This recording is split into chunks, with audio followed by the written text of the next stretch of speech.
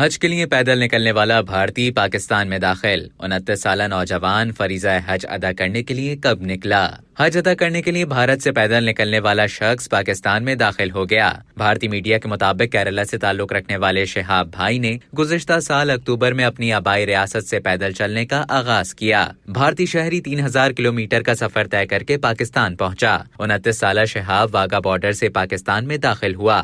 اس موقع پر شہاب نے بہت زیادہ خوشی کا اظہار کیا۔ اس سے قبل لاہور ہائی کورٹ نے پیدل حج پر جانے والے بھارتی شہری کو پاکستان کا راہداری ویزا دینے کی درخواست مسترد کر دی تھی، جس کے بعد اس حوالے سے سپریم کورٹ میں پٹیشن دائر کی گئی تھی۔ درخواست دائر کرنے والے شخص کا کہنا ہے کہ شہاب ویزا حاصل کر کے بہت خوش ہے کہ اب وہ حج کے لیے اپنا سفر جاری رکھ سکے گا۔ بھارتی ریاست کیرالہ کے 29 سالہ شہاب نامی نوجوان نے 17 جون 2022 کو حج کی سعادت حاصل کرنے کے لیے پیدل سفر شروع کیا تھا۔